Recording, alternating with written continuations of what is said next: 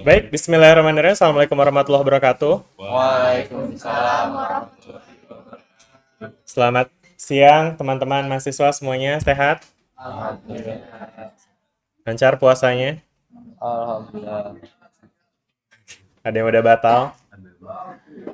Oh iya, dari hari pertama tuh nggak buka-buka tuh berarti. Buka-buka. Kuat juga ya, udah 19 hari. Saya buka Oke, tadi doang, Pak. ya, kita akan mulai perkuliahan kita hari ini. Barusan tadi saya ngasih itu mikrofon ya teman-teman, jadi biar nanti suaranya masuk ke dalam kelas recordingnya. Nanti kalau misalnya teman-teman mau bicara, hopefully bisa dari situ ya, nanti diputar aja, oke? Baik, ini juga ada kameranya ceritanya ini biar nggak cuma ke saya doang, tapi ke kalian juga bisa nih. Dadadaib. Dadah coba Dadadaib. masuk TV gitu ya. Baik, mari kita mulai teman-teman. Namun sebelumnya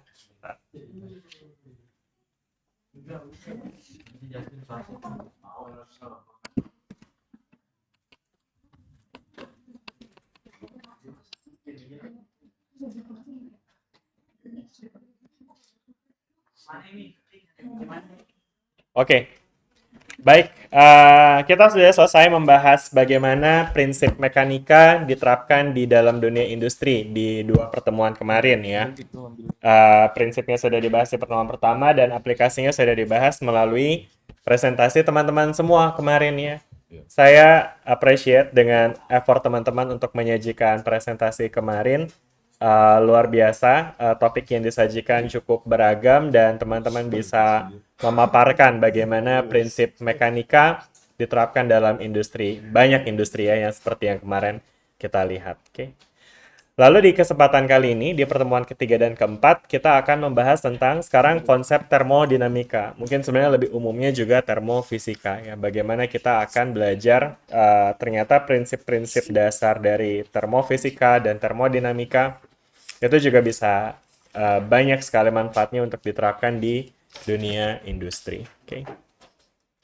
Lalu ini adalah tujuan pembelajarannya, jadi harapannya setelah teman-teman mengikuti perkuliahan ini, nanti teman-teman mampu untuk memahami bagaimana konsep penyerapan dan perpindahan panas serta penerapannya dalam industri ya. Jadi sebetulnya bagian depannya ini bukan barang baru ya, karena kita tahu bahwa panas atau kalor itu dapat diserap, dapat dilepas, juga dapat berpindah dari satu benda ke benda lain begitu ya kan. Nah, nanti mungkin kita akan review sedikit tentang bagaimana konsep dasarnya dan nanti kita akan berdiskusi diterapkan di industri apa gitu ya. Kemudian nanti kita juga akan berdiskusi tentang konsep gas ideal dan juga persamaan gas ideal. Kemudian nanti akan ada analisis hubungan antara besaran-besaran pada gas ideal dan juga hukum termodinamika. Lalu ada menjelaskan hukum termodinamika dan aplikasinya dalam efisiensi mesin, dan yang terakhir menganalisis contoh nyata penerapan prinsip dan termodinamika dalam industri ya. Ya, jadi formatnya mah sama sebenarnya ya dengan perkuliahan kita yang kemarin kalau teman-teman udah lihat polanya. Jadi memang di perkuliahan fisika industri ini kita lebih banyak ya sebetulnya sifatnya mereview ya apa yang udah teman-teman pelajari di mata kuliah fisika dasar 1 kemarin ya. Oke, lalu ini adalah hal yang udah kita diskusikan kemarin bahwa di fisika industri ini intinya adalah penerapan dari prinsip fisika dalam sistem industri dan kita bisa menerapkan prinsip fisika untuk mendukung efisiensi produksi, inovasi teknologi, dan juga keselamatan kerja tentunya.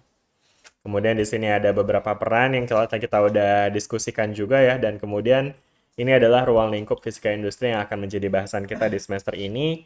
Kemarin kita sudah selesai membahas mekanika dan hari ini kita akan membahas tentang sistem termodinamika. Seperti itu ya. Nah, sekarang mari kita review konsep dulu ya.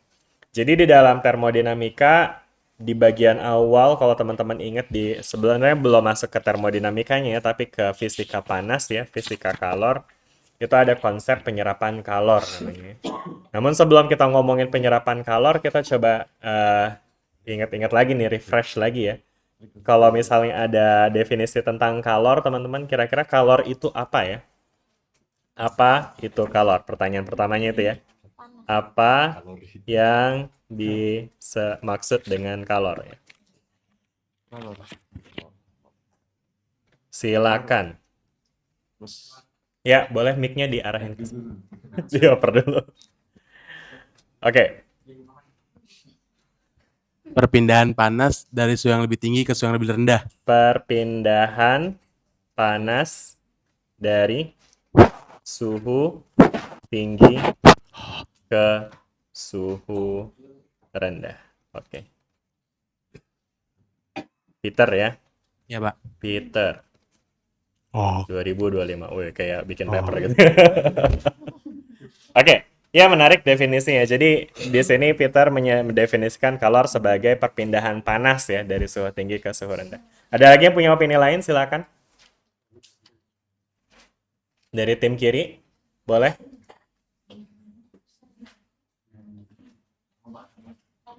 Ini nggak apa-apa yang depan dulu nih, mumpung mic-nya ada di depan.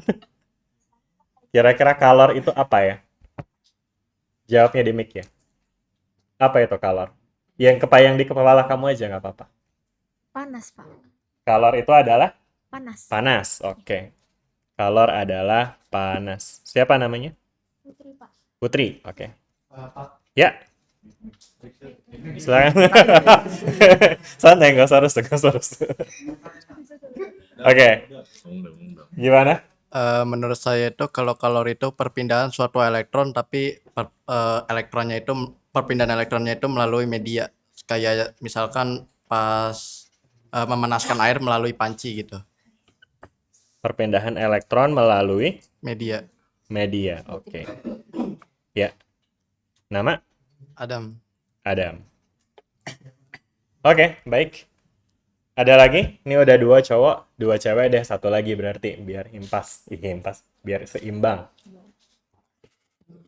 Ya, Pak, boleh. jadi kalau itu nggak cuma naikin suhu tapi juga merubah wujud. Jadi misalnya kita es dipanaskan terus kan jadi cair, jadi merubah wujud. Jadi kalor adalah Merubah wujud. merubah Jadi wujud. Nah, nggak cuma tentang Atau suhu. mungkin kalor itu memiliki kemampuan gitu ya. Kemampuan. Apa kemampuan apa tadi? Merubah wujud. Berubah wujud. Hansin gitu ya. Merubah wujud benda gitu ya. Oke, udah itu aja. Ya. Siapa namanya? Arifah. Arifah. Oke, baik. Ya, terima kasih teman-teman untuk masukannya, insights-nya tentang definisi dari kalor ya.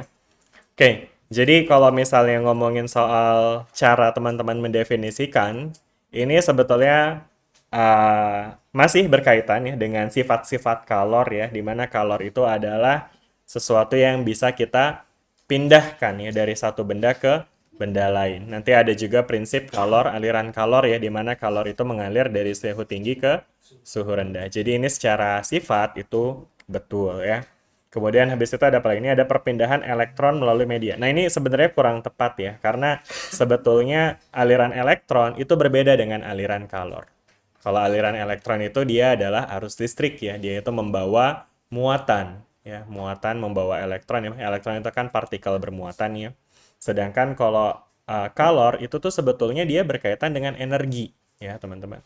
Nah, di sini kayaknya yang hilang nih definisi tentang energi ini. Belum ada teman-teman di sini yang menyebutkan tentang energi. Jadi, mari kita ingat lagi bahwa kalor itu merupakan sebuah energi gitu ya, sejenis energi gitu ya. Energi, oke. Energi yang gimana? Energi yang dapat berpindah gitu ya.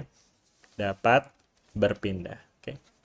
Nah, definisi sisanya ini sepertinya bisa kita lanjutin ke definisinya Peter di sini ya. Jadi, energi yang dapat berpindah dari satu benda ke benda lain. Selanjutnya ada kaidahnya tadi ya, aliran kalor itu dia ternyata mengalir dari suhu yang lebih tinggi ke suhu yang lebih rendah. Itu nanti ada kaitannya dengan entropi juga ya, hukum kedua termodinamika. Kemudian tadi ya ini jadi mungkin ini kita perlu kasih catatan ya, ini bukan elektron ya. Nah, terus kemudian habis itu ya di sini juga ada Arifah mendefinisikan bahwa kalor itu memiliki kemampuan merubah wujud benda. Yes, ini benar ya. Namun again ini belum mendefinisikan apa itu kalornya, tapi sifatnya ini benar ya, bahwa kalor ketika diserap oleh suatu benda, maka dapat menyebabkan benda tersebut mengalami perubahan wujud ya. Jadi ini dia betul ya. Tapi nggak cuma berubah wujud aja ya. Yang paling gampang dan paling berasa sebenarnya kita bisa bayangin ketika suatu benda menyerap kalor, maka yang terjadi adalah suhunya naik ya. Jadi sebetulnya selain dia bisa merubah suhu wujud benda, dia juga bisa merubah suhu benda gitu ya. Oke? Gitu ya. Tapi ya ini nggak selalu terjadi ya, maksudnya ketika suhunya berubah maka wujudnya bisa jadi tetap, dan sebaliknya ketika wujudnya berubah suhunya makin nanti akan tetap begitu ya. Oke.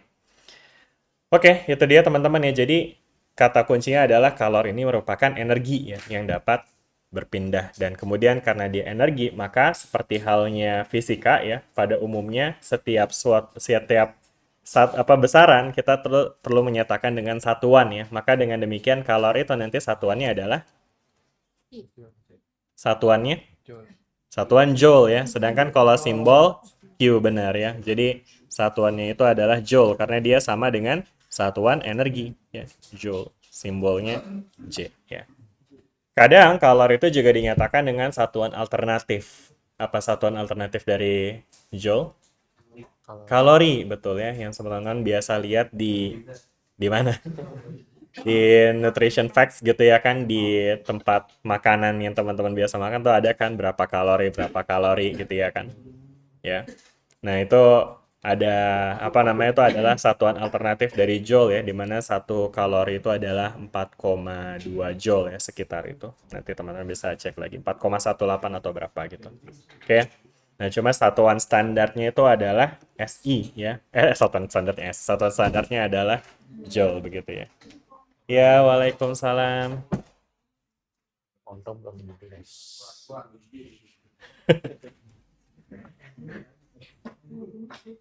Oke. Sudah ya? Kita lanjut. Oke.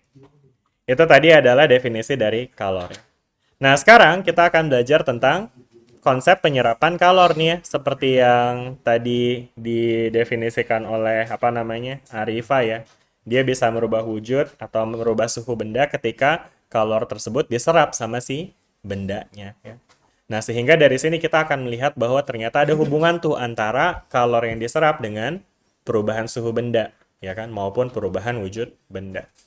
Dan hubungan antara kalor dan perubahan suhu maupun perubahan wujud itu dinyatakan oleh sebuah persamaan. Nah, ada yang ingat persamaannya apa?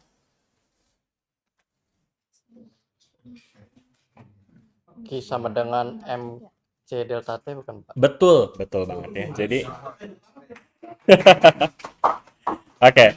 Jadi penyerapan atau mungkin dalam hal ini bisa juga pelepasan kalor ya oleh suatu benda dapat menyebabkan dua hal ya. Pertama, dia bisa menyebabkan perubahan suhu ya. Dan hubungan antara kalor yang diserap atau yang dilepas dengan perubahan suhu yang terjadi itu bisa kita nyatakan dengan persamaan yang dinyatakan oleh Adam tadi, Q sama dengan MC delta T ya. Adam 2000 dari masa depan dong ya, jangan. Adam 2025 gitu. Begini ya Kak, biar kayak bersejarah gitu ya. Belum lahir ya. Oke, ini ya teman-teman ya. Jadi kalor adalah ini ya teman-teman ya, dia itu ada kaitannya dengan perubahan suhu benda ya kan. Dan ketika kita kaitkan dengan perubahan suhu benda, kita punya persamaan seperti ini ya. Mungkin sekalian ada boleh dijelaskan di sini M-nya apa, C-nya apa, delta T-nya apa? M-nya itu massa suatu benda. Massa. Sorry. Kenapa ditulis di situ ya? Massa. Oke, terus? Kalau C-nya itu kalor jenis suatu benda. Kalor jenis. Oke. Delta. Hah? Kenapa? Mana A? Apa sih AT ini? Oke ya. Delta T gimana? Perubahan suhu. Perubahan suhu. Satuannya apa aja nih? Massa. Kalau massa apa satuannya? Kilogram. Wih. Siapa yang bilang Newton?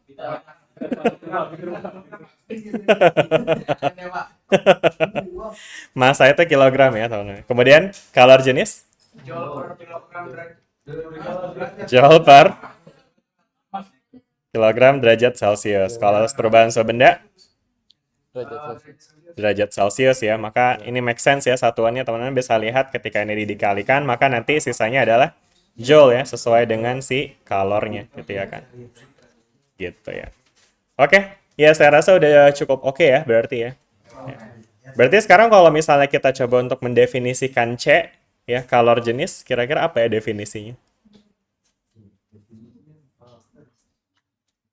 Kalor jenis, definisi dari kalor jenis. Apa yang dimaksud dengan kalor jenis? Sebuah apa sih?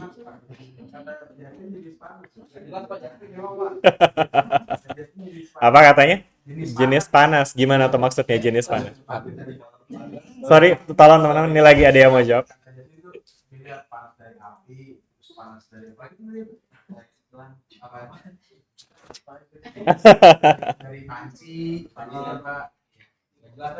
Nih ceramahnya.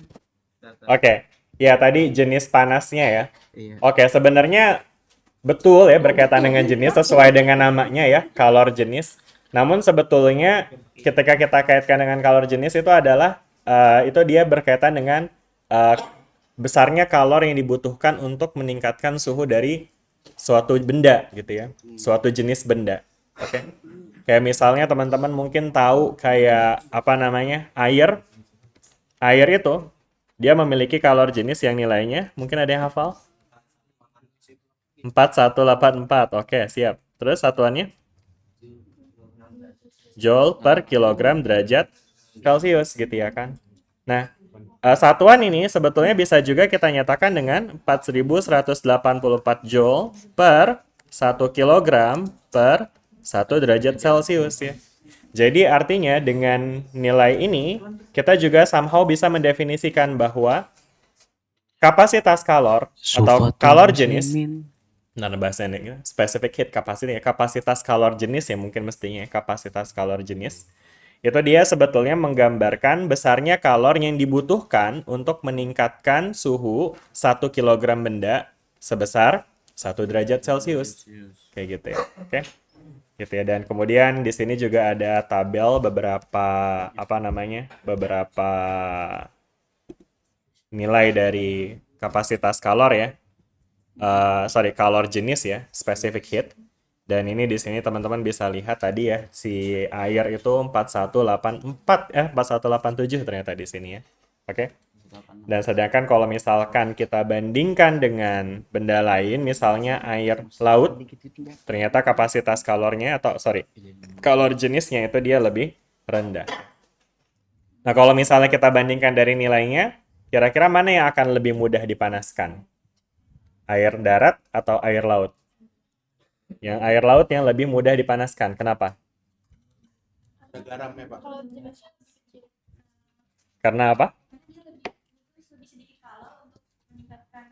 Betul, exactly ya. Kita mau compare dari nomornya aja ini akan dan secara angka kita bisa melihat ternyata air laut memiliki kalor jenis yang lebih rendah. Sedangkan tadi kan kalor jenis itu adalah besarnya kalor atau besarnya energi yang dibutuhkan untuk menaikkan 1 derajat Celcius ya dari 1 kilogram air gitu ya kan atau benda ya kan, berarti karena dia kalor jenisnya lebih kecil artinya kalor yang dibutuhkan untuk naikin 1 derajat Celcius benda tersebut juga lebih kecil gitu ya. Gampang ya. Oke ya. Lalu kemudian ada lagi nih, wah ini udah muncul di sini rumusnya. Jadi tadi itu yang berkaitan dengan perubahan suhu ya, itu ada Q sama dengan MC delta T. Sedangkan satu lagi ada juga yang berkaitan dengan perubahan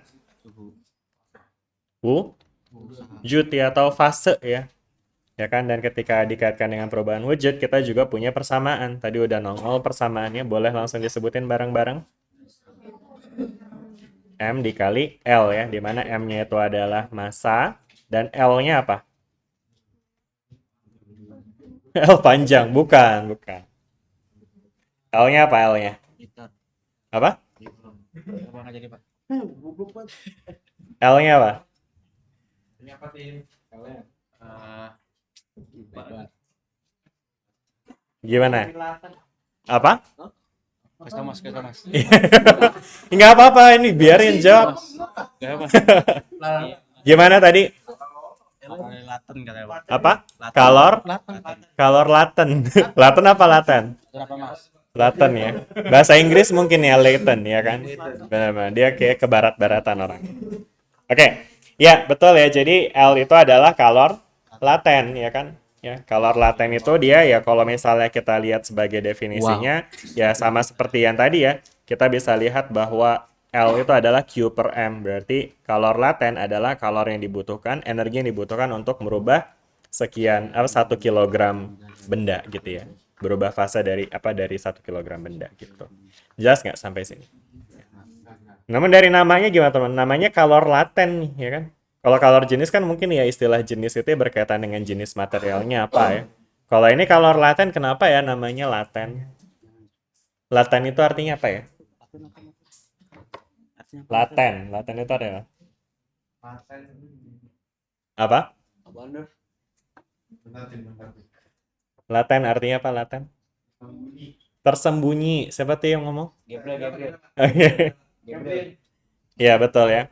Jadi laten itu berkaitan dengan ya secara harfiah laten itu artinya tersembunyi ya.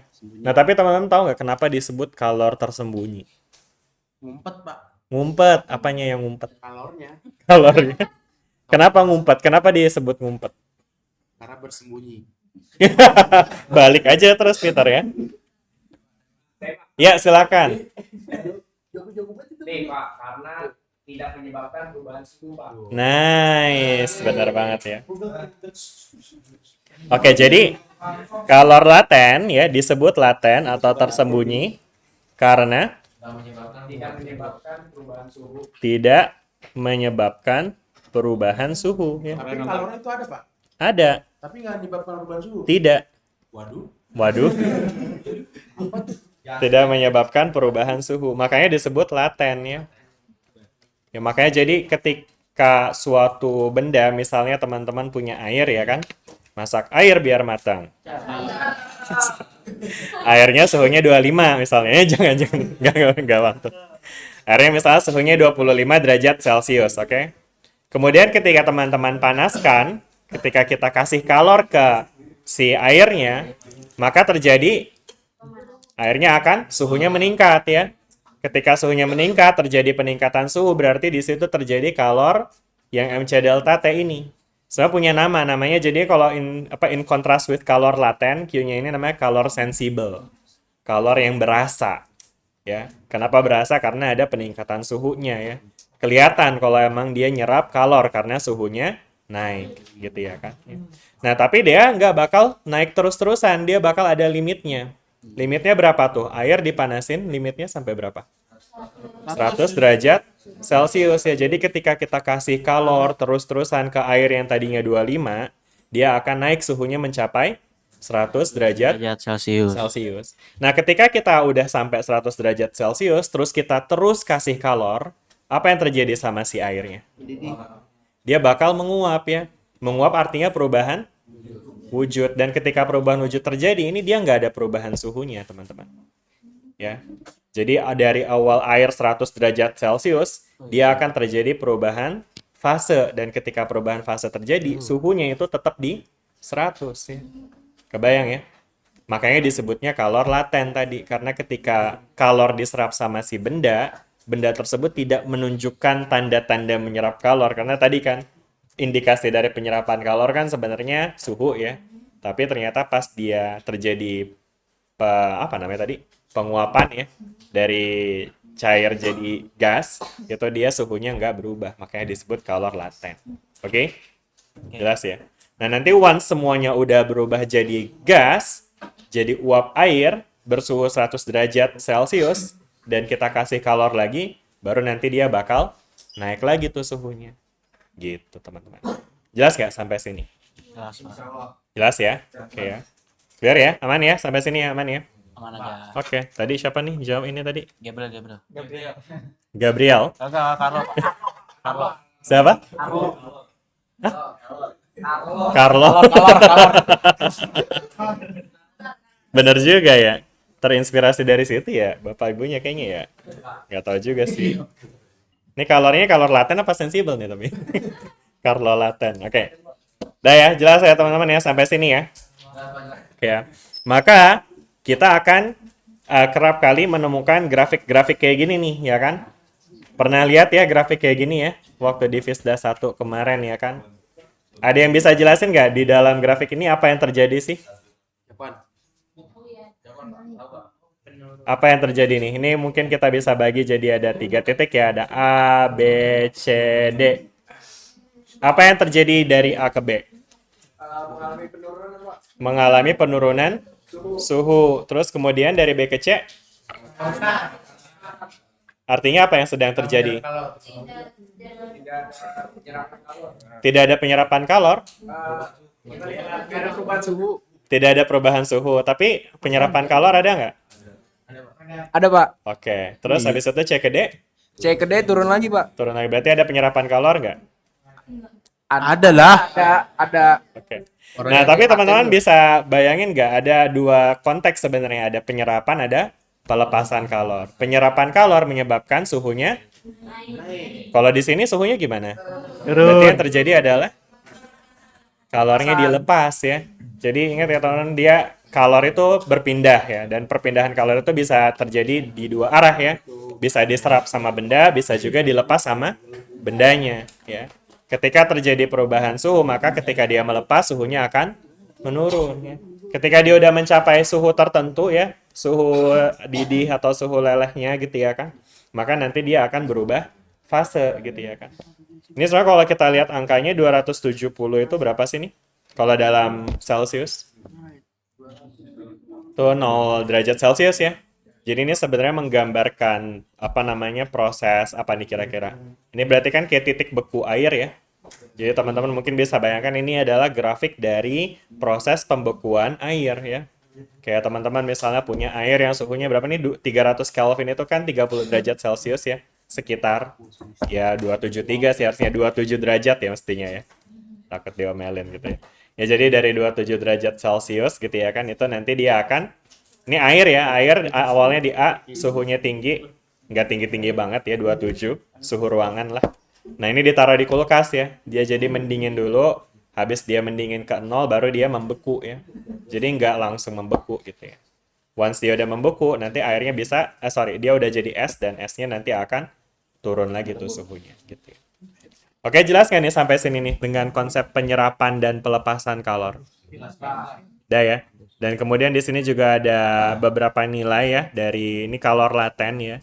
Dan untuk kalor laten itu dia juga akan berbeda ya teman-teman, nggak cuma tergantung sama jenisnya tapi juga bergantung pada prosesnya. Ya, jadi kayak kalor laten yang dibutuhkan air untuk membeku atau mencair misalnya, itu berbeda dengan kalor laten yang dibutuhkan untuk air itu menguap ya. Makanya jadi ada dua jenis L nih, ada LD melting sama boiling atau istilahnya heat of fusion sama heat of vaporization, oke? Heat of fusion itu untuk yang melebur ya dari padat ke cair atau sebaliknya cair ke padat. Sedangkan kalau vaporization itu dia dari apa? Dari cair ke gas ya, dari air ke uap atau sebaliknya ya dari uap ke air, kondensasi itu juga L-nya tuh berkaitan dengan ini. Oke, good.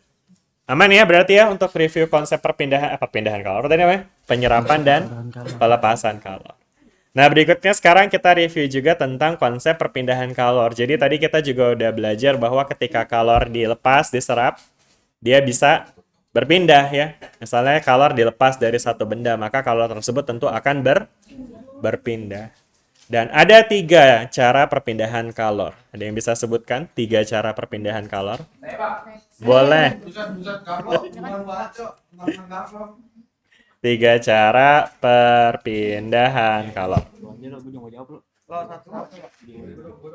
Ya, 1. Konduksi, Pak. Konduksi, oke. Konduktor. Ngasal nih orang ini. Konveksi. Terus habis itu?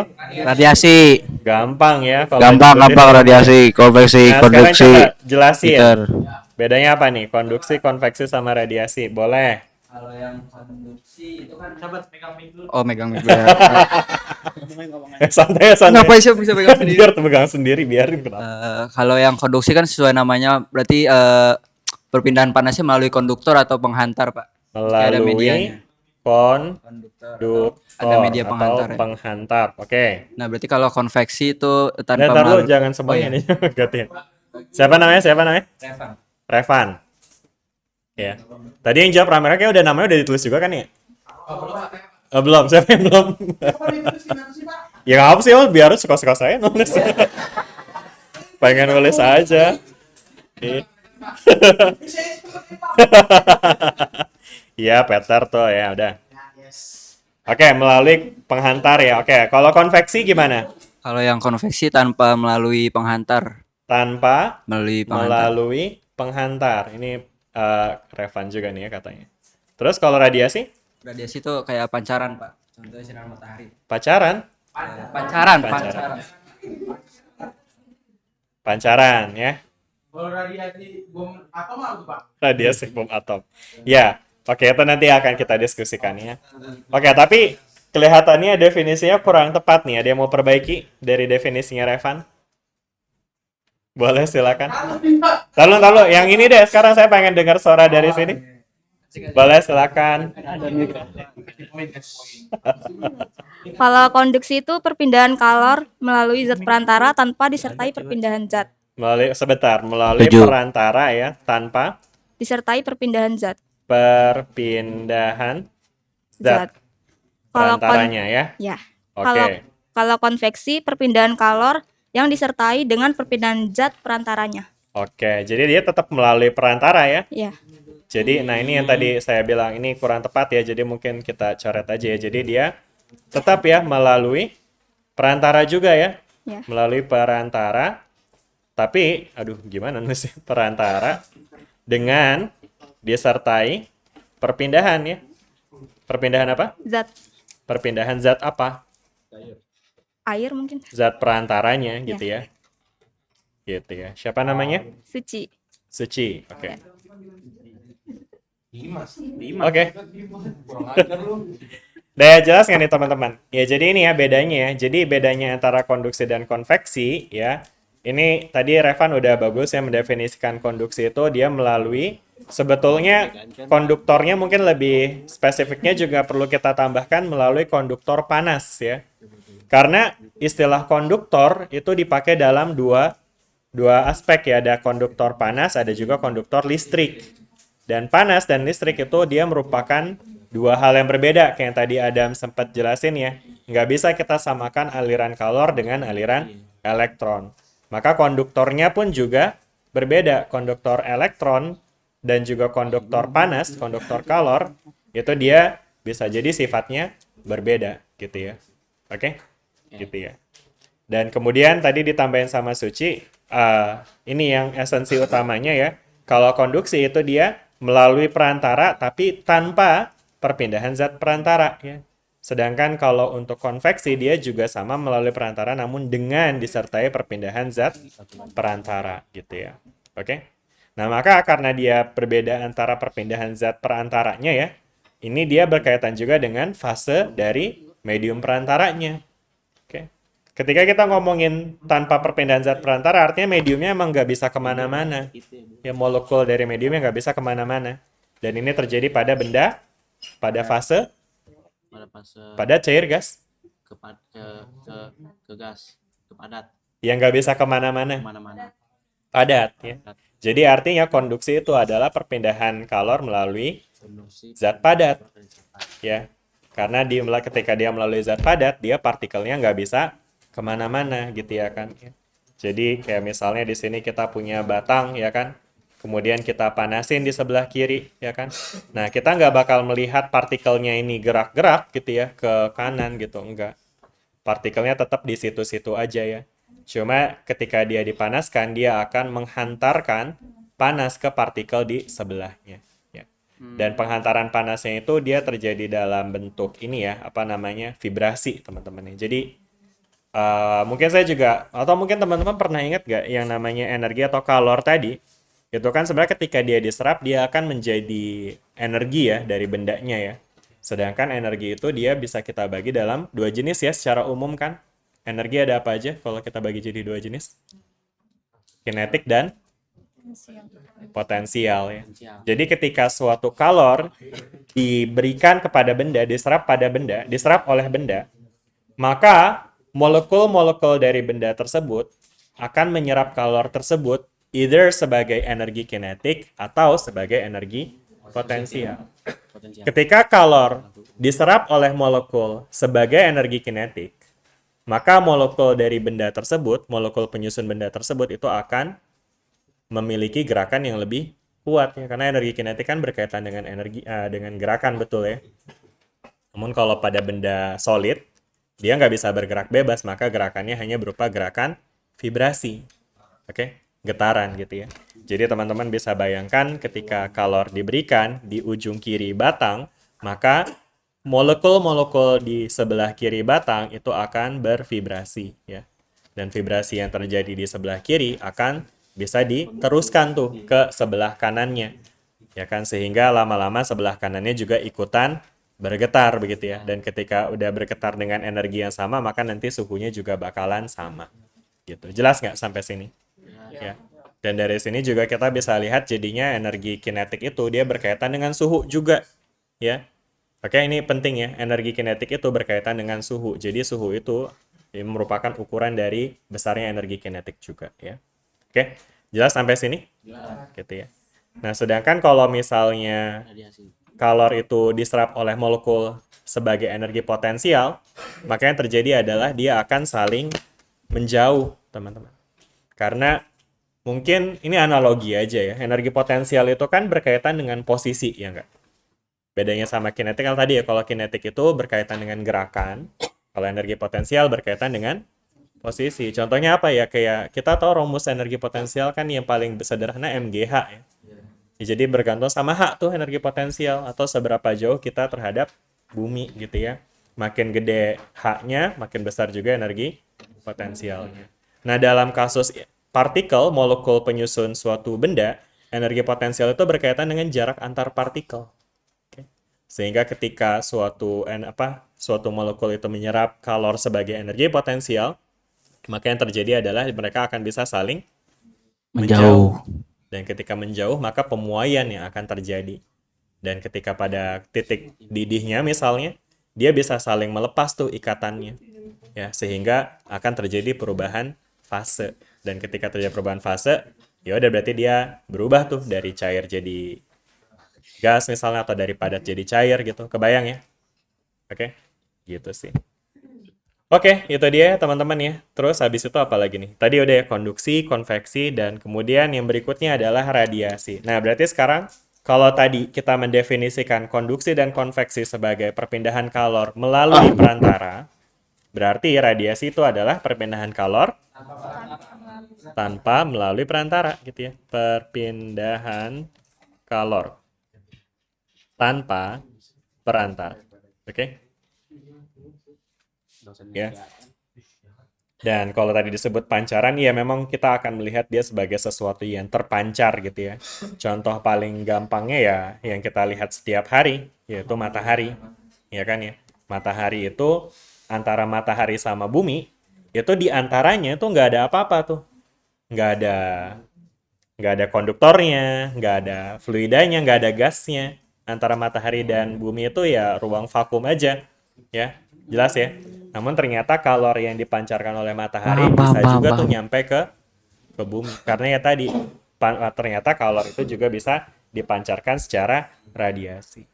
Lalu apa maksudnya radiasi? Jadi radiasi ini sebenarnya lebih ke dia tuh dipancarkan melalui gelombang elektromagnetik atau melalui foton. Ya, karena kita tahu foton itu dia bisa membawa energi juga. Nah, ini nanti mungkin tentang elektromagnetik itu akan kita bahas di topik berikutnya ya. Nah, cuma ketika kita ngomongin tadi, siapa? Peter nanya radiasi nuklir. Apa? Peter. Bom atom. Radiasi bom atom. Bom nuklir, Pak. Radiasi bom nuklir. Gak usah deket-deket juga. Yang di Hiroshima, Pak. Yang di Bom atom Hiroshima. berarti ya? Oke. Ya, jadi sebetulnya ada perbedaan antara radiasi bom atom dengan proses ledakan dari bom atom. Oke. Jadi sebetulnya kalau misalnya kita ngomongin soal bom atom yang baru meledak, teman-teman tentu bisa bayangin itu panasnya kan awalnya terpusat di bomnya ya. Kemudian panasnya bisa menjalar tuh ke sekitarnya ya kan. Nah sebetulnya kenapa? Sekatarnya Pak. Apa sih saya nggak sih Lanjut Pak. ketawa sih? Saya telan nih mic nih lama-lama nih. Jam segini Jadi kayak kurma ya. ketika bom atom meledak dan panas tercipta ya di akibat reaksi atomnya ya. Nah, itu nanti akan terjadi penjalaran panas ke sekitarnya ya kan. Nah, sedangkan ke sekitarnya itu tuh sebenarnya dia lebih banyak terjadi gara-gara konveksi. Karena di sekitarnya tuh kan ada udara ya, segala macam ya kan. Dan sedangkan kalau misalnya yang disebut radiasi nuklirnya tuh apa? Jadi kalau radiasi nuklir itu dia lebih ke after effect-nya. Jadi ketika dia sudah meledak ya kan, dia itu sebetulnya ada energi-energi ada energi-energi yang mampu untuk sifatnya itu radioaktif, itu artinya dia bisa ya apa sih istilahnya hazardous gitu, berbahaya terhadap living cell gitu, sel hidup ya, dan bisa menyebabkan mutasi kayak gitu. Nah, itu yang disebut radiasi. Jadi maksudnya yang radiasi itu yang berbahaya karena ada ya tadi fotonnya tadi itu.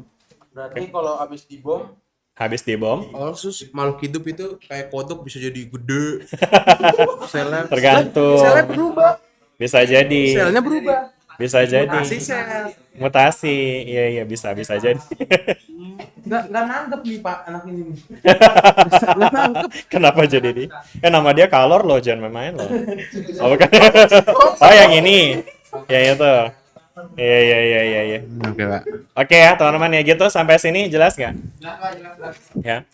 Dan ini juga yang menarik nih dalam ketika tadi kita ngomongin konveksi ya teman-teman ya. Kalau misalnya kita ngomongin konveksi, itu dia juga akan melibatkan aliran konveksi tuh. Pernah dengar gak istilah aliran konveksi? Kalau yang maksudnya mutasi, masa mutasi dicatat ini? Aliran konveksi, Jadi kan kita tadi udah ngebedain kan antara konduksi dan konveksi ya, dimana kalau konduksi itu tanpa perpindahan Kalau yang tadi yang mutasi nggak mediumnya. terlalu penting. Sedangkan kalau konveksi itu disertai dengan perpindahan mediumnya.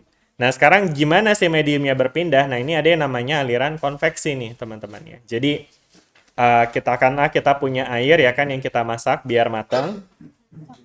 Nah, jadi di sini kalau misalnya kita kasih kalor ya kan, maka teman-teman bisa bayangkan di dalam air ini sebetulnya ada partikel air ya kan?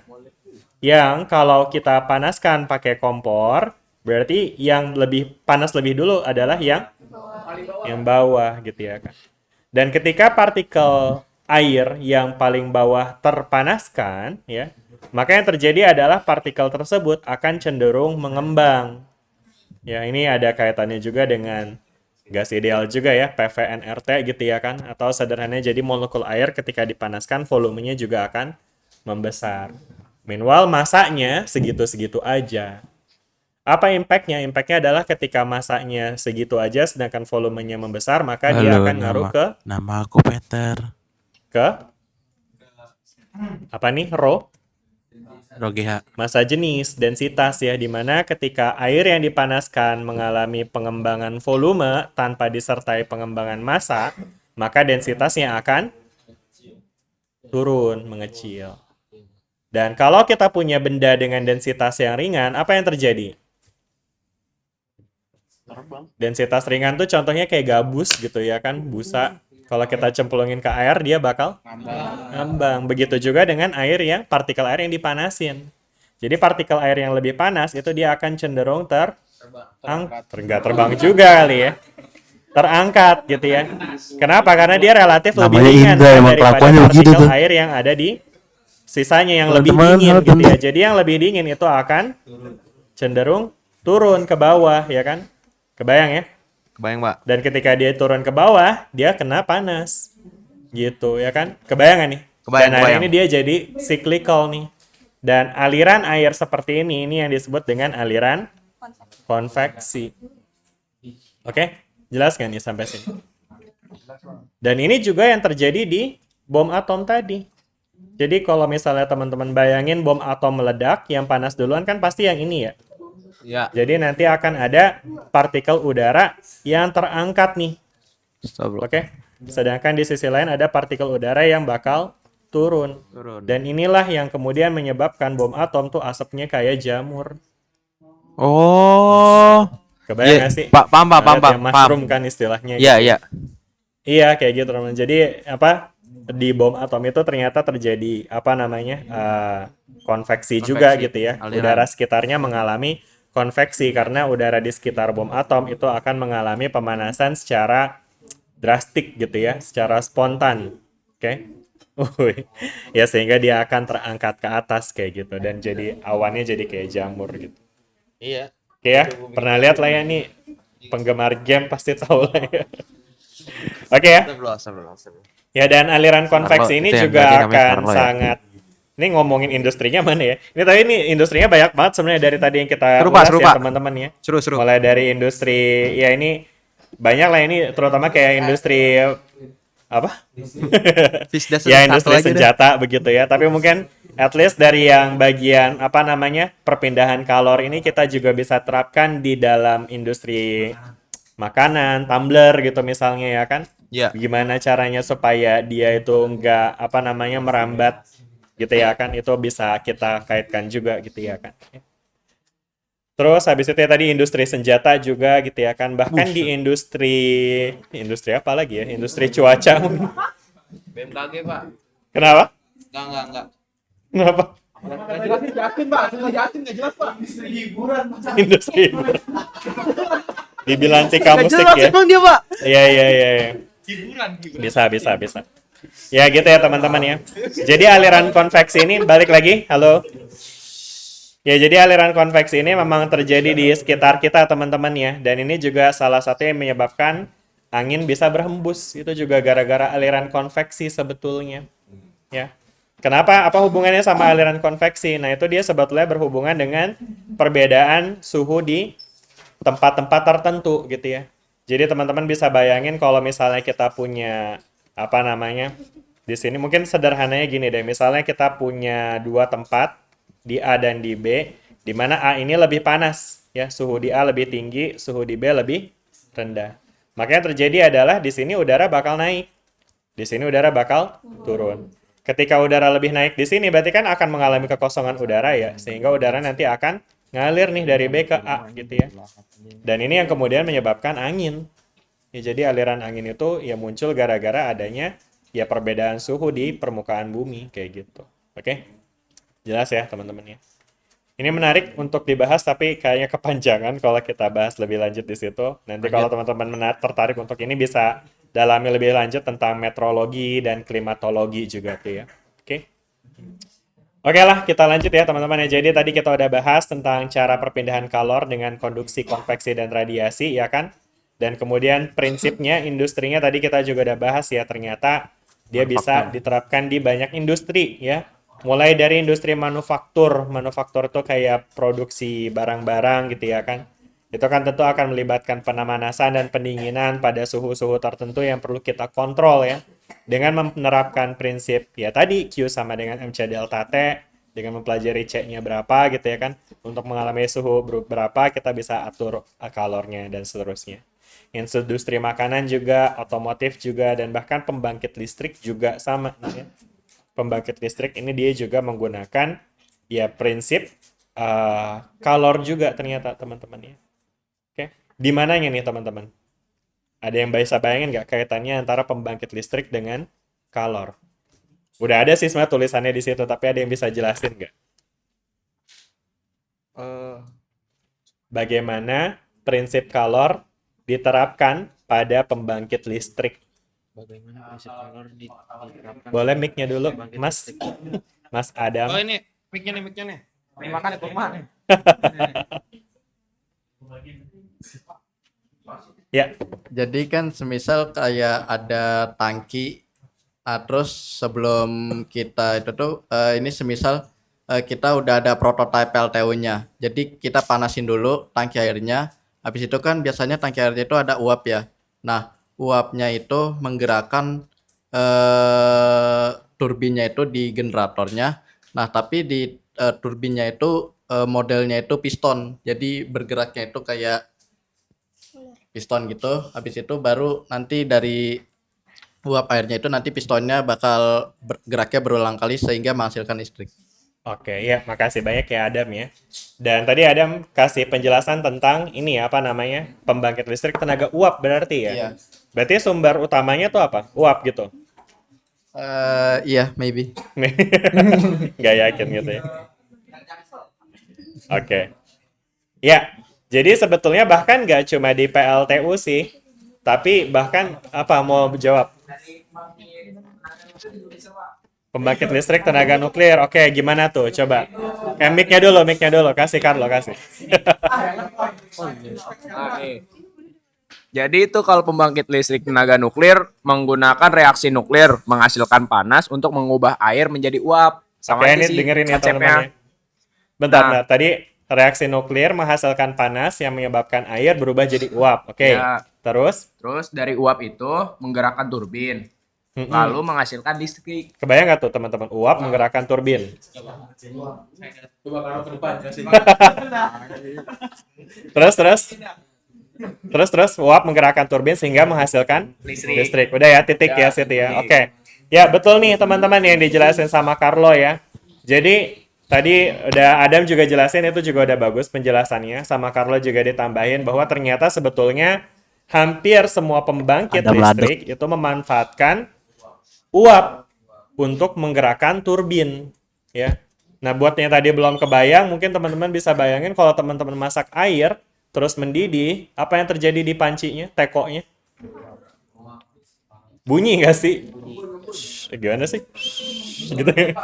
Ada yang bisa siul? Nah, ya kayak gitu kan yang bunyinya ya kalau air udah matang ya nggak sih?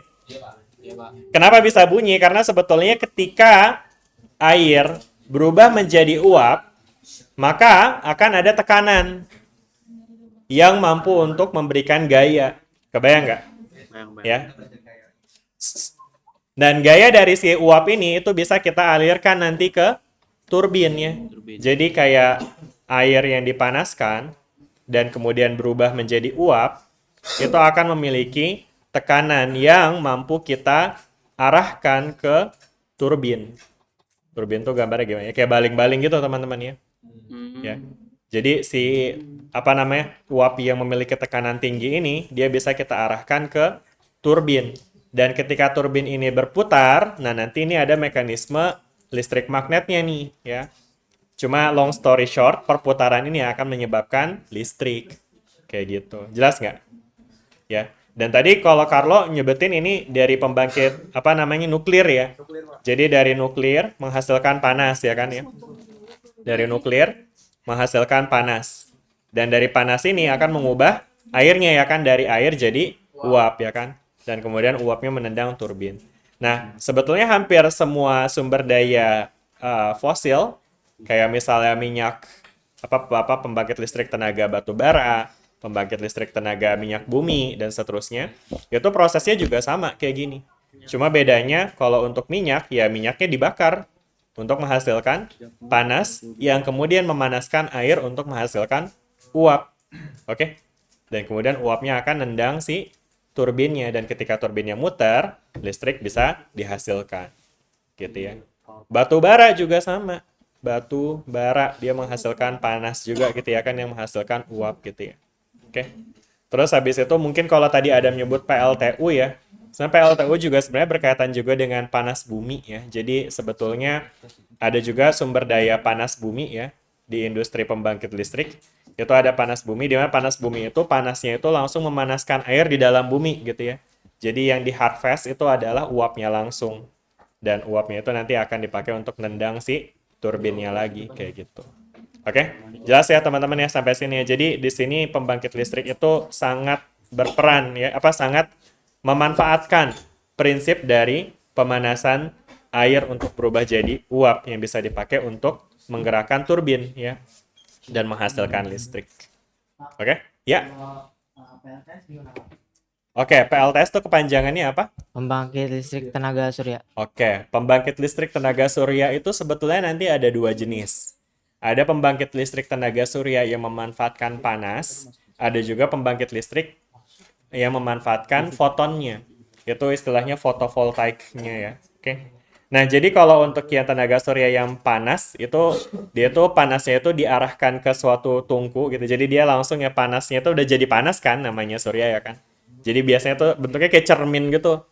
Dan kemudian dia biasanya butuh lahan yang gede banget gitu dan nanti panasnya itu sama kayak prinsip loop gitu. Kebayang nggak? Loop itu kan bisa memfokuskan cahaya untuk menghasilkan panas tinggi kan. Nah, cuma kalau ini cermin gitu, difokuskan ke suatu cahaya, ke suatu tempat pemanasan air juga ya. Dan airnya nanti dipanaskan, berubah jadi uap, ya gitu lagi prosesnya berulang. Nah, cuma untuk yang solar cell, ya sel surya, nah itu beda lagi tuh.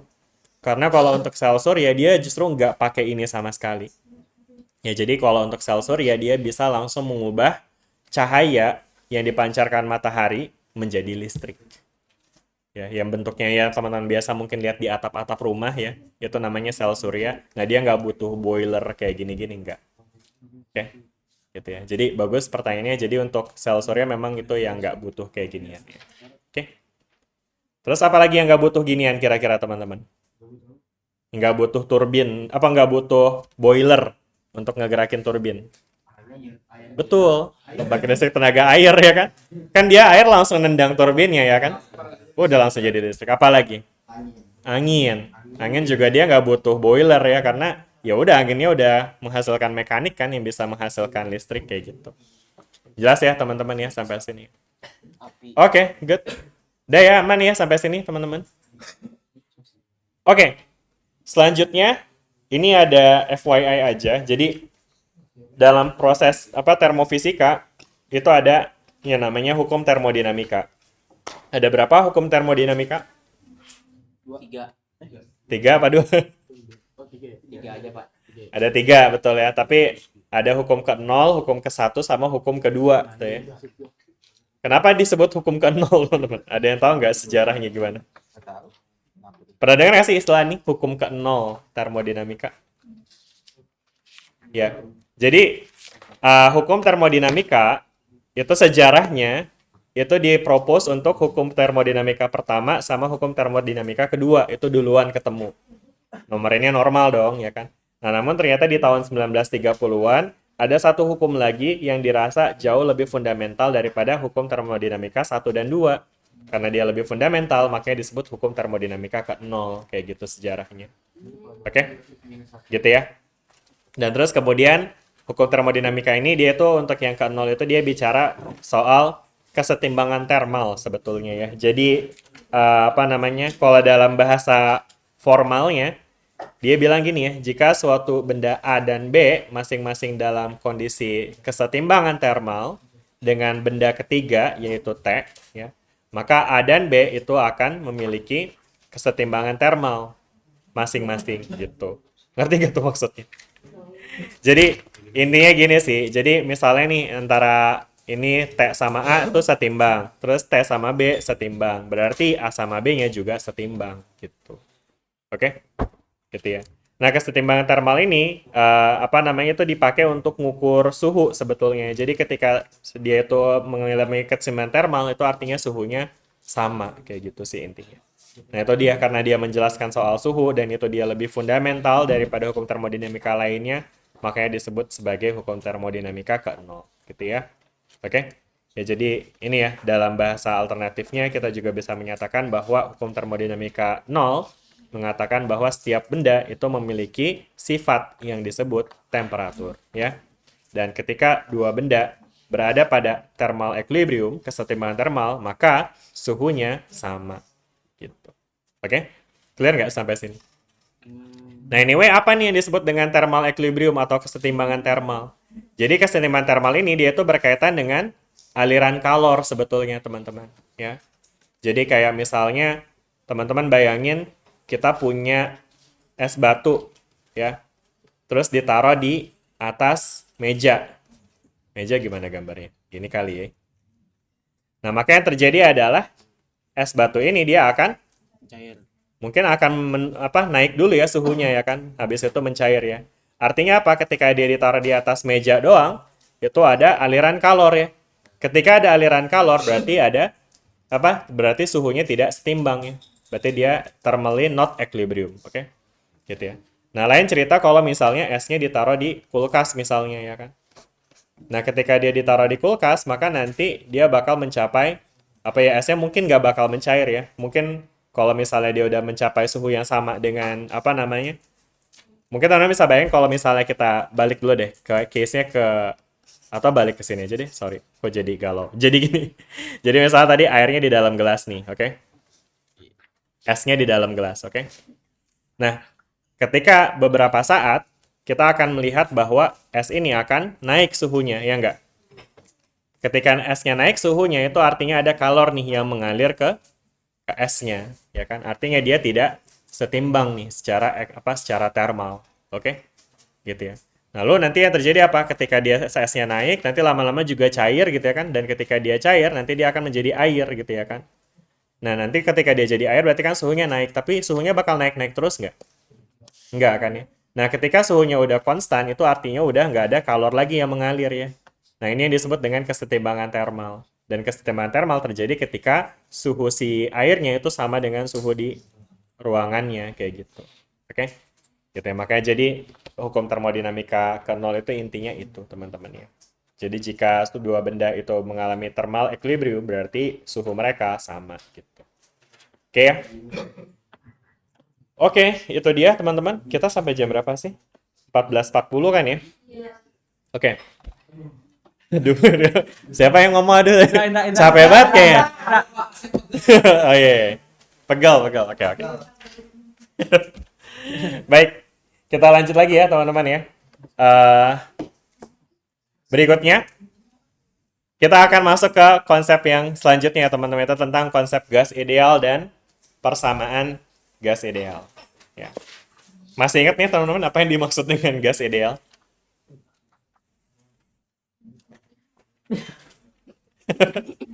Kenapa itu Dustin tahu-tahu ketawa?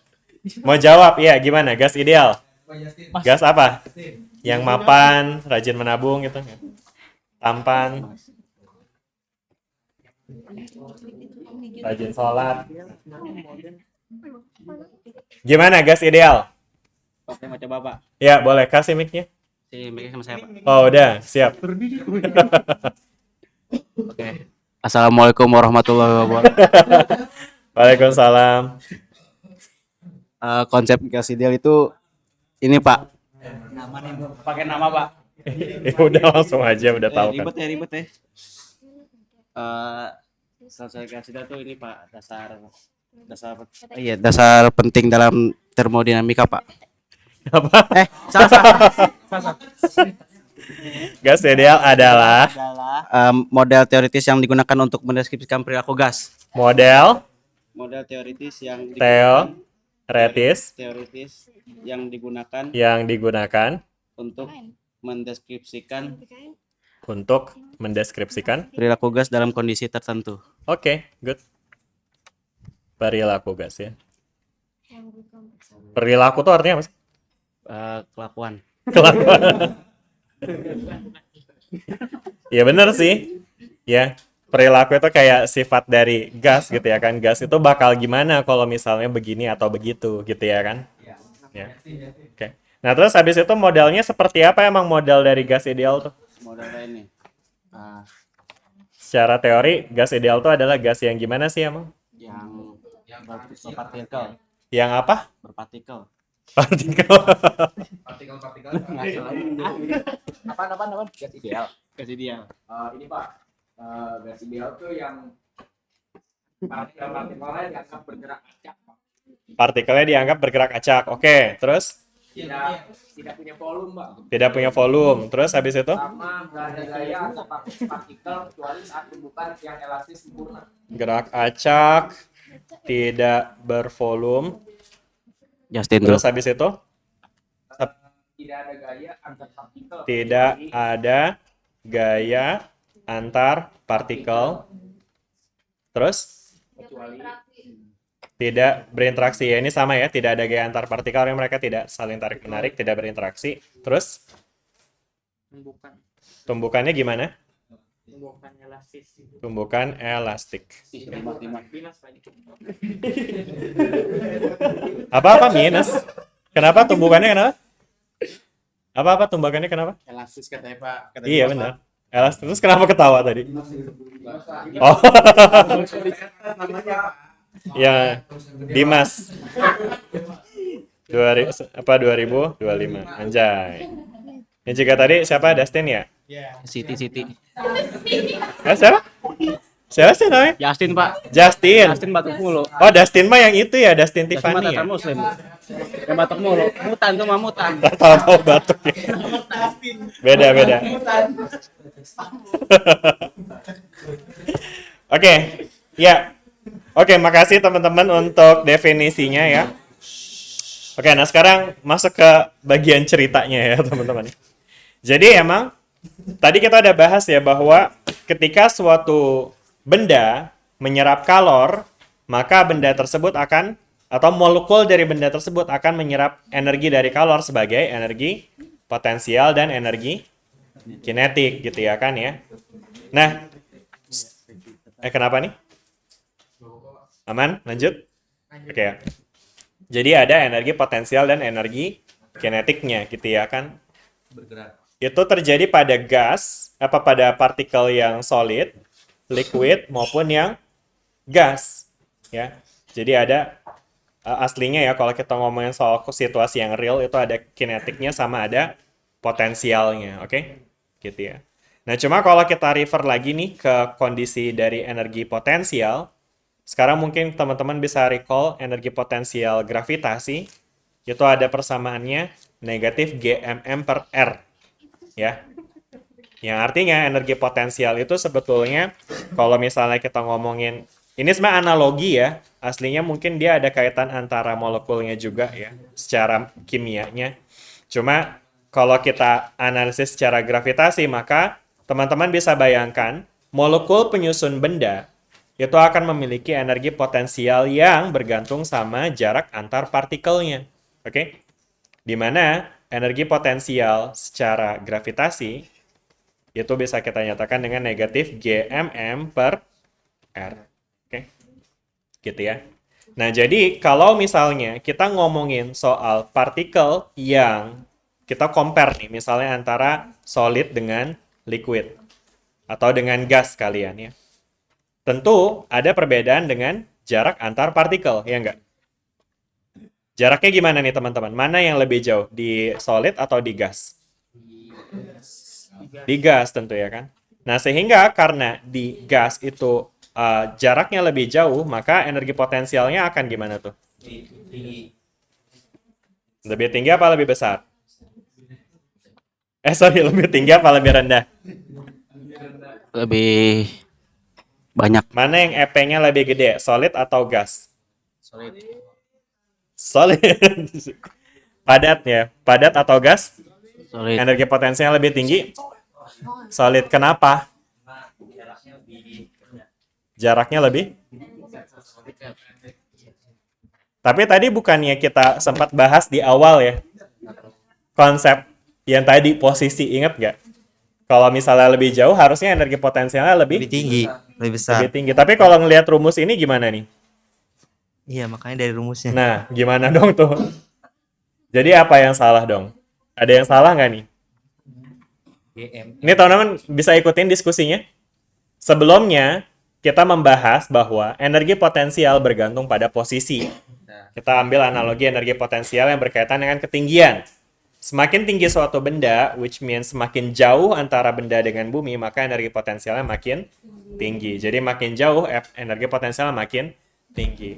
Nah, tapi kalau misalnya kita lihat dari rumus ini, ya, semakin besar R-nya, maka pembaginya makin gede, ya kan? Berarti makin tinggi apa makin rendah? Nah, berarti ada kontradiksi nih, ya kan? Berarti yang mana dong nih yang benar kira-kira? Konsep kita yang di awal atau rumus yang ini?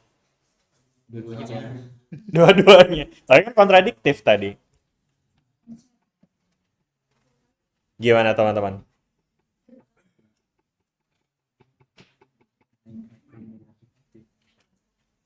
Ini bisa lagi mikir kan ya? Ini diamnya lagi mikir ya? Mikir Pak. Oke. Lagi bingung Pak. Oke. Ini ada kaitannya dengan ini, teman-teman. Ini. Apaan tuh? Apa? Enggak, bukan just. Ini saya tadi anotasi ke sini nih. Oh, enggak kelihatan. Ini tadi ada warna merahnya harusnya. Ini, nah gitu loh. Ada tanda negatifnya di sini, ya. Apa artinya? Artinya, energi potensial, itu ketika kita bicara energi potensial, itu sebetulnya sifatnya secara umum dia negatif, karena dia berkaitan dengan karakteristik antara benda bermassa yang cenderung saling tarik-menarik. Ya, energi negatif itu artinya tarikannya makin kuat gitu ya kan ya. Kayak kita cenderung tertarik sama bad boy gitu ya kan, karena energi negatif. Enggak ya. Oke, jadi karena dia negatif, teman-teman bisa lihat nih. Misalnya kalau kita kasih angka ya, misalnya ini R-nya 3, ini R-nya 1, ya kan? Kalau kita masukin ke perbandingan antara energi potensial, ya kan? Ini energi potensialnya akan jadi negatif 1/1, sedangkan yang ini negatif 1/3, ya kan? Mana yang lebih gede? Negatif 1 apa negatif 1/3? Negatif 1/3. Mana yang lebih gede? Kan? Negatif 1 apa negatif 1/3? Negatif 1/3. Tapi lebih gede sih, Pak. Mendekati positif. Oh iya. Seperti.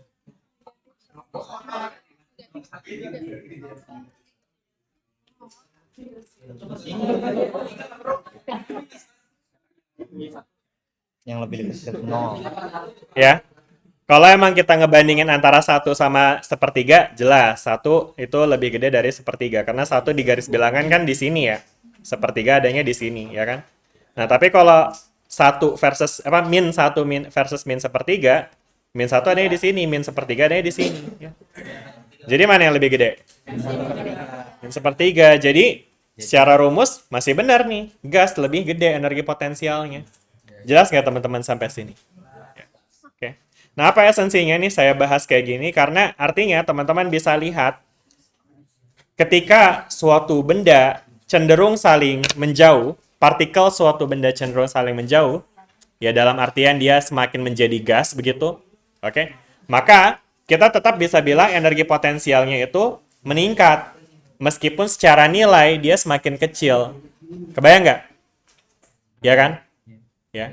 Again, kita ngebandinginnya sama energi potensial dengan solid ya. Yang solid tuh dekat banget tuh. R-nya kecil berarti. Berarti nilainya gede tapi secara negatif. Yang artinya energi potensial rendah di solid. Oke? Di liquid jaraknya lebih jauh. EP-nya nilainya sedikit lebih kecil tapi lebih negatif. Artinya tidak lebih negatif itu. Kebayang nggak sih? Yang nilainya lebih besar dia lebih negatif. Jadinya lebih kecil. Lebih rendah. Mungkin istilah kecil besar tuh agak bingung ya. Mungkin tinggi rendah aja ya. Ketika jaraknya dekat, dia akan menjadi lebih negatif sehingga dia lebih rendah. Sedangkan semakin jauh, dia akan lebih kecil nilainya. Namun dia negatif, berarti dia kurang negatif. Jadi dia akan lebih tinggi. Jelas sampai sini? Nah, sekarang ketika kita ngomongin gas itu dia itu partikelnya itu jauhan banget gitu ya. Kayak musuhan gitu ya kan. Sehingga kalau misalnya kita asumsikan jaraknya besar sekali, maka energi potensialnya itu akan kecil sekali.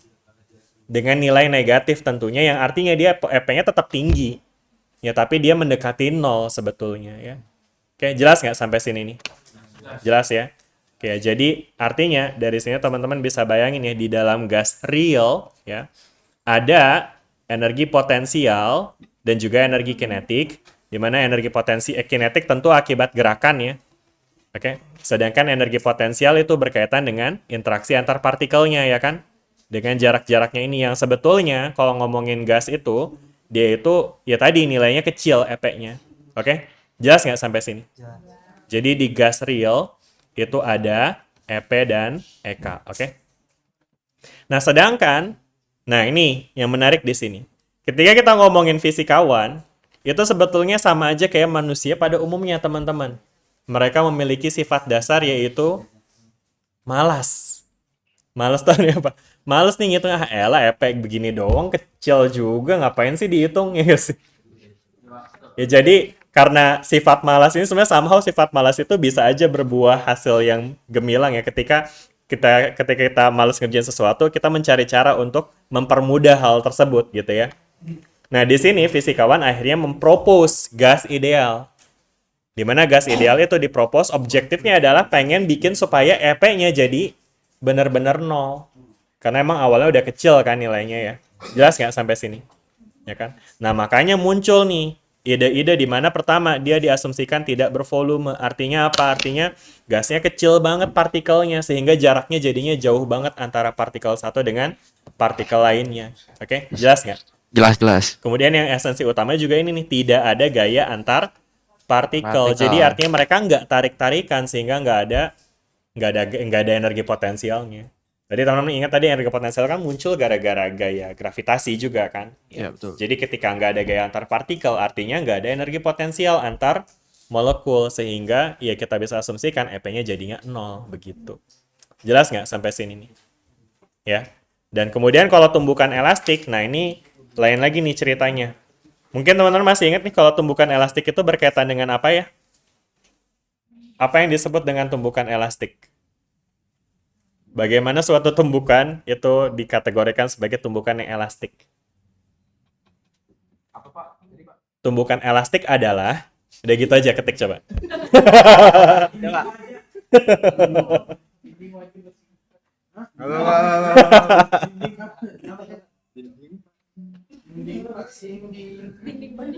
Yang di sini dong, saya pengen denger yang di sini juga.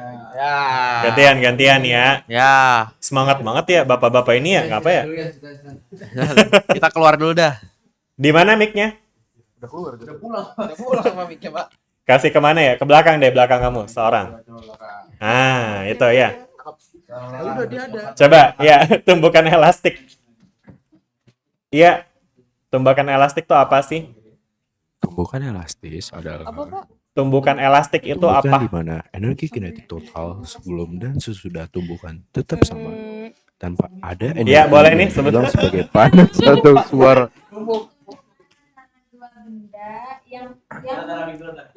Itu dulu, mic-nya dulu.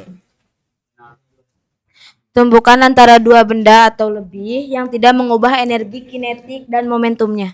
Oke, nice, betul sekali itu dia ya. Jadi, oke. Tidak, apa tadi? Tidak mengubah Tidak mengubah energi kinetik dan momentumnya. energi kinetik gitu ya. Kinetik dan momentum. Ya, sebenarnya kalau momentum udah pasti ya, karena setiap tumbukan itu momentumnya pasti tidak berubah. Oke. Bentar, siapa namanya? Darah. Carlo. Dara. Oke. Ya, jadi tentu kalau untuk momentum tentu tidak berubah ya. Untuk setiap tumbukan memang nggak pernah berubah momentum tuh ya. Momentum totalnya. Nah, tapi di sini itu adalah energi kinetiknya nih yang jadi fokusnya ya. Jadi kan tadi kita udah lihat ya bahwa partikel ini karena dia nggak punya energi potensial, berarti dia cuma punya energi kinetik ya kan, yang tergantung sama suhu dari si gasnya ya kan. Yang makin panas berarti dia energi kinetiknya makin tinggi. Makin tinggi energi kinetiknya, makin random tuh gerakannya. Dan ketika dia bergerak di dalam suatu tempat, wadah, maka tentu dia nggak bakal bisa menghindar dari tumbukan ya kan. Ada suatu kala di mana dia akan nubruk sama temboknya gitu ya kan. Nah, dalam kasus real sebetulnya tumbukan itu jarang terjadi elastik gitu ya. Karena ya mungkin kayak misalnya apa ya, teman-teman misalnya nendang bola ke tembok dengan cukup keras gitu ya kan, nanti pasti temboknya bakal berasa agak panas gitu misalnya. Ya kan? Ya entah mungkin yang nendang Hyuga gitu atau siapa. Tahu nggak sih Kapten Tsubasa? Enggak ya? Sorry. Referensinya tua banget lagi. Gitu ya. Nah, jadi artinya dalam setiap tumbukan, dalam kondisi normal, itu akan ada energi yang hilang akibat tumbukan. Nah, namun ketika kita ngomong energi yang hilang, ribet kan? Ya, makanya jadi si gas ideal ini dimodelkan dengan asumsi bahwa tumbukannya itu elastik ya. Artinya ketika dia bertumbukan, energinya segitu-segitu aja gitu. Jelas nggak nih sampai sini? Oke, gitu ya. Dan sedangkan yang terakhir gerak acak ini juga sama ya, dia itu berkaitan dengan ya gerakan kinetiknya ya, energi kinetiknya.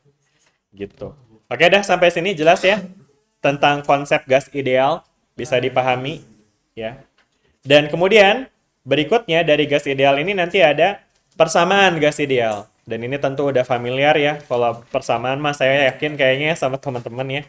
Ada PV sama dengan nRT ya kan. Dimana P-nya adalah tekanan, V-nya volume, N-nya jumlah mol, R-nya konstanta gas, dan T-nya adalah suhu. Ya. Nah, si persamaan gas ideal ini dia tuh tentu dipakai ya di industri ya untuk istilahnya mengontrol gitu ya, mengendalikan ya untuk mengukur gitu ya bagaimana perilaku dari suatu gas gitu ya melalui misalnya perpipaan gitu ya kan, atau mungkin dalam kasus ruang pembakaran gitu ya. Karena kalau misalnya kita nggak kontrol ini bisa jadi kayak misalnya nanti akan mengalami overpressure gitu ketika kita nggak meninjau temperaturnya berapa dan volumenya berapa sehingga terjadi kelebihan tekanan, yaitu nggak bisa aja terjadi ledakan gitu ketika tekanannya terlalu tinggi. Kebayang nggak maksudnya? Kebayang. Contohnya kayak misalnya di reaksi nuklir tuh ya kan. Ketika kita bayangkan reaksi nuklir itu menghasilkan energi yang sangat besar, sehingga suhunya sangat tinggi, maka tentu konsekuensinya akan berbanding lurus dengan tekanan kan ya, dari persamaan ini ya. Karena P sebanding dengan T, semakin tinggi suhunya, semakin tinggi juga tekanannya. Nah ini tekanan ini harus benar-benar dikontrol nih ya. Makanya jadi dalam konteks pembangkit listrik itu ya, ada alat yang namanya pressurizer, AC nyalain untuk AC. mengatur tekanan sehingga sekalipun energinya sangat besar, dia tetap bisa mengcontain reaksi itu di dalam kontainernya, wadah gitu ya. Oke, jelas sampai sini? Udah ya, nanti aplikasinya banyak lagi ya teman-teman ya dari PV sama dengan nRT itu ya. Oke, ini banyak amat sih review-review. Saya sendiri yang bikin, saya sendiri yang puyeng ya. Oh, dikit lagi. Tugas Pak. Kenapa langsung tugas? Kerjain langsung nih. Tapi udah, ini ada yang mau tanya nggak sampai sini? Aman? Aman, Pak. Benar nih, udah nih. Aman karena apa nih? Ditanya tentang gas ideal di UTS bisa ya berarti ya? Oke. Kita lanjut ya. Ya, Pak. Oke. Nah, sekarang kita akan lanjut ke konsep review tentang usaha dan kalor pada gas ideal ya. Jadi gas ideal tadi kita udah belajar ya. Gas ideal itu tadi punya persamaan gas ideal, punya PV sama dengan nRT gitu ya kan. Nah, sekarang lebih ke industrinya lagi, nanti si gas ideal itu bisa kita taruh di dalam mesin. Oke. Dan kemudian ketika gas ideal ditaruh di dalam mesin, nanti gasnya bisa menghasilkan usaha ya. Ini cikal bakal revolusi industri tuh zaman mesin uap itu ya mulainya dari sini teman-teman. Mereka mencoba untuk mengubah energi kalor menjadi energi kinetik gitu ya. Dari panas menjadi gerakan. Oke? Nah, gimana caranya? Caranya adalah, ya tadi kita bisa lihat bahwa gas itu bisa melakukan usaha. Ya. Nah, sekarang teman-teman ada yang bisa menghubungkan gak nih? Bagaimana sih cara gas melakukan usaha? Ini fisika dasar lagi juga, harusnya udah dipelajari. Tapi teman-teman ingat gak? Bagaimana cara gas melakukan usaha? Atau bagaimana menghitung usaha yang dilakukan oleh suatu gas? Ini berkaitan dengan prinsip mesin ya. Mesin uap terutama. Ini industri banget yang ini menghasilkan revolusi industri nih. Silakan tim B. Silakan tim B.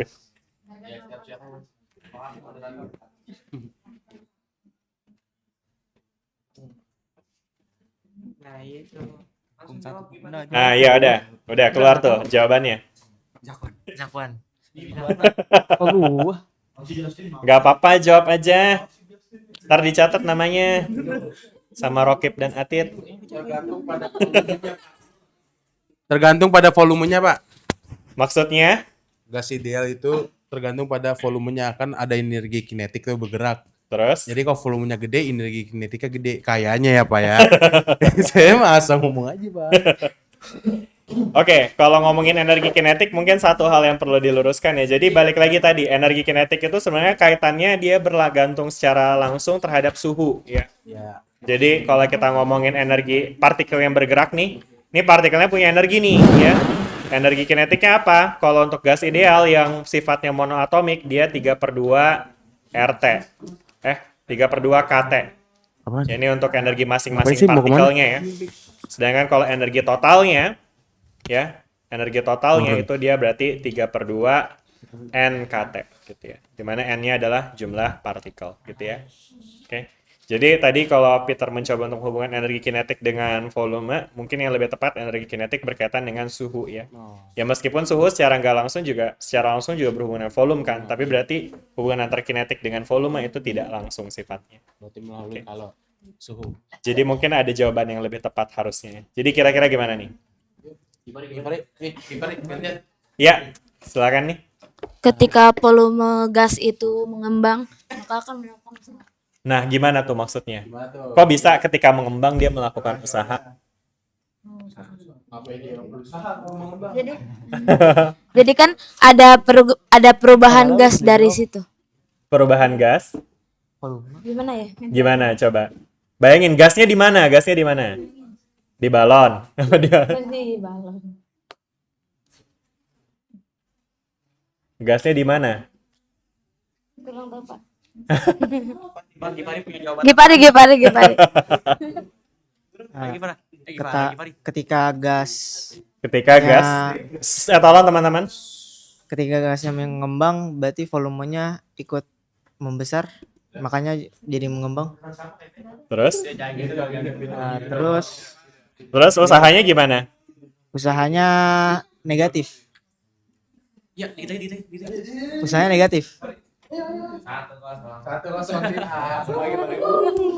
Usahanya gimana jadi ketika gasnya mengembang terus Usahanya berkurang. usahanya berkurang. Oke. Iya. Sebenarnya mungkin teman-teman coba recall aja dari rumus usaha dulu deh. Usaha tuh apa sih persamaannya? Work W sama dengan Q per U, data U. Usaha mekanik aja dulu, usaha yang di mekanika. Gue lupa.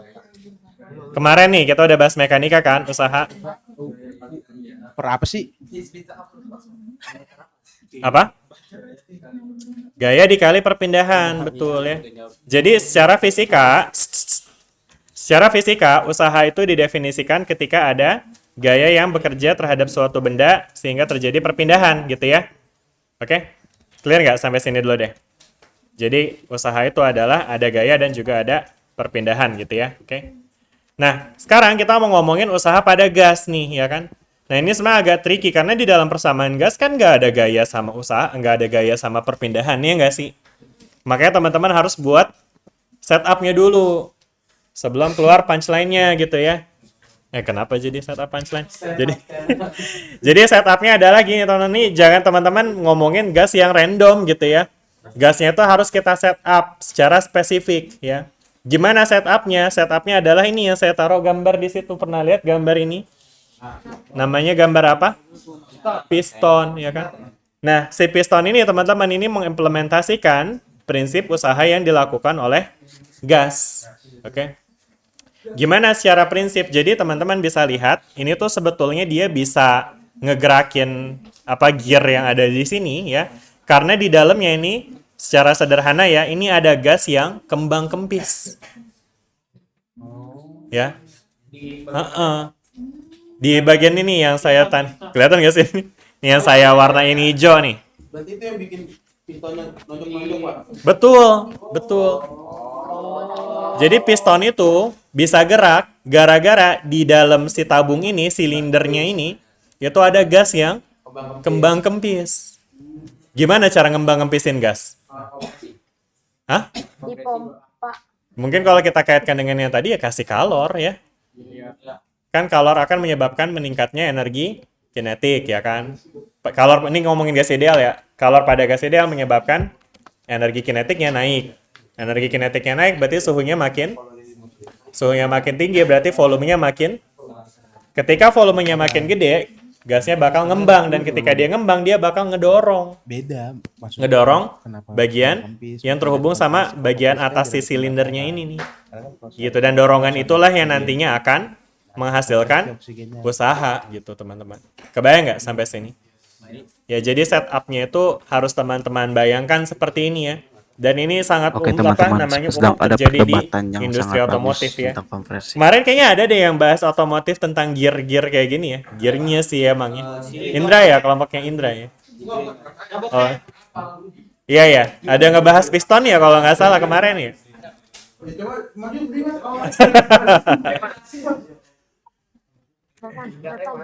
Oke. Nah, jadi sekarang kalau misalkan kita coba modelkan secara matematis nih, teman-teman ya. Jadi, kalau misalkan kita di sini punya gas ya kan? Di sini ada gas, oke? Halo, halo. Oke, di sini ada gas ya kan ya. Nah, gas ini teman-teman, ketika kita kasih kalor ya kan, maka nanti akan ada perubahan volume ya kan ya. Dan perubahan volume ini akan memungkinkan si piston ini akan menghasilkan gaya nih. Gaya dorong, kebayang nggak? Ya kan? Dan gaya dorong ini akan menyebabkan si bagian atasnya piston ini berpindah gitu ya kan. Kebayang nggak sampai sini nih? Oke? Jelas ya sampai sini ya. Ada perpindahan gitu ya kan. Nah, sehingga kalau kita coba untuk menuliskan usaha yang dilakukan oleh gas dengan persamaan dasar F dikali S ya. Nah, maka nanti kita bisa kaitkan F-nya ini dengan apa? Persamaan F itu kita bisa kaitkan dengan tekanan ya. Karena kan gaya itu adalah, ini kita pernah bahas ini nggak ya? Ya mestinya udah sih di fisika dasar ya. Jadi tekanan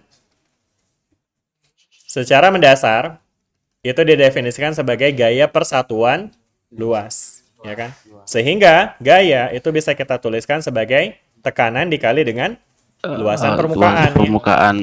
Luas penampang, betul ya. Jadi tekanan itu adalah tekanan si gasnya ya kan, sedangkan luas penampangnya itu adalah luas penampang dari si pistonnya ini. Oke, jadi di sini ada A-nya nih teman-teman nih. Kebayang nggak? Luas penampang piston yang mana sih, Bang? Yang itu tuh. Yang ini ya nih, yang ini. Oh, bagian atasnya. Yang warna ungu nih. Ini kagak ada warnanya ya begini. Bagian dom piston. Kelihatan nih. Yang bulat. Yang bulat nih. Ini silinder ya teman-teman ya, bukan kotak doang ya. Silinder gitu. Oke. Nah, sekarang ketika dia mendorong kan berarti nanti kan akan pistonnya bakal keangkat gitu ya, dan dorongan inilah yang kemudian akan menghasilkan usaha ya kan. Dan kemudian kalau kita masukkan dengan persamaan ini di mana F sama dengan P dikali A dikali dengan S. Nah, teman-teman bisa lihat nih, A dikali S itu adalah luas alas dikali tinggi. Ya kan? Apa tuh luas alas kali tinggi jadinya? Volume. Gitu ya kan? Ya. Lebih spesifiknya lagi, ini adalah perubahan volume ya, untuk membedakan antara volume dari gas di awal ya dengan perubahan volume di sini ya. Jadi ini ada perubahan volume. Oke? Jelas nggak sampai sini? Jelas. Inilah kenapa dari yang tadi teman-teman mungkin sempat cari, di situ banyak bilangin bahwa usaha itu terjadi gara-gara ada perubahan volume ya. Karena memang secara langsung kita bisa lihat ada hubungan seperti ini ya.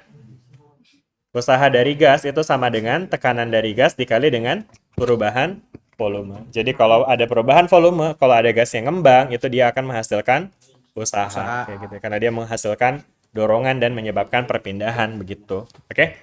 Nah, tapi ya tadi, again, biar teman-teman kebayang ini harus ada setupnya tuh di piston gitu ya. Kalau kita ngomongin udara bebas aja gitu ya, mungkin agak susah gitu untuk ngebayangin usaha yang dilakukan oleh gas tersebut gitu ya. Kebayang nggak sampai sini? Udah ya? Oke, waktu kita 4 menit lagi ternyata. Alhamdulillah. Time flies so fast. Oke. Kenapa? Gak usah lebay. Ya udah ya, jadi nanti sisanya teman-teman bisa lihat aja ya. Jadi di sini tadi secara umum tadi kan P delta V ya, tapi sebetulnya P delta V itu untuk kasus dia P-nya konstan aja ya. Tapi kalau P-nya itu dia berubah, dia pakai integral jadinya ya. Terus habis itu tadi ada energi dalam juga. Terus ada hukum pertama termodinamika yang bisa diaplikasikan di industri. Yang saya rasa nanti teman-teman bisa lah sambil belajar ini pas bikin presentasinya lah ya. Habis ditanyain mulu, jadinya nggak selesai materinya ya, ngeles begitu. Udah ya, Ini terus saya juga taruh ini ya catatan untuk hukum termodinamika sebagai ya apa namanya lesson learn aja. Silakan dibaca-baca ya. Nah, sisanya ini kuis nih ya. Oke. Ya udah, boleh. Tapi nanti tapi nanti juga teman-teman bakal mungkin boleh difotoin aja deh. Takutnya saya nggak sempat untuk ngirim. Satu salah saja, Pak. Tiga-tiganya ya kayak biasa ya. Nanti ini taruh ya di epsilon kayak biasa. Deadline-nya malam ya jam 23 ya. 59. Besok aja Pak, besok pagi. Sahur. Ya udah jam berapa maunya deadline-nya? Besok. Ya, sahur. Deadline. Sahur. Gimana deadline-nya jam berapa maunya? Jam 5 Pak, jam 5. Jam 8. 20 Maret. Besok aja lah Pak. Jam berapa? 1 siang. 8 pagi. Ya udah ya. 8 pagi ya. Oke. Kelamaan. Siapa yang ngerasa kelamaan? Sampai Sabtu. Udah ya. Terus yang kedua kayak biasa ya teman-teman ya. Oh iya Pak. Terserah sih. Teman-teman prefer kelompoknya sama atau mau diacak lagi? Ntar saya lihat Pak. Apa? Depan sama gua. Sekiranya diacak nih Pak, makin gak jelas, saya nggak jadi acak. Ntar lu satu-satu apa ngomongnya? Gimana maunya? Sama. Kenapa mau sama? Coba vote aja vote. Vote. Yes. Puyeng ya? Ntar? Nanti di vote. Tenang. Nggak apa-apa ya udah. Saya juga sepakat mending sama aja ya, nggak apa-apa ya. Biar bonding gitu ya kan. Asik. Oke. Ya udah saya rasa mungkin cukup ya. Bentar masih 14.39 guys. Masih semenit lagi ya. Udah Pak. Semenit doang Pak. Ya udah. Kalau gitu makasih semuanya. Sampai ketemu lagi di pertemuan kita minggu depan. Assalamualaikum warahmatullahi Alhamdulillah kita wabarakatuh. sudah selesai teman-teman. Semoga di kali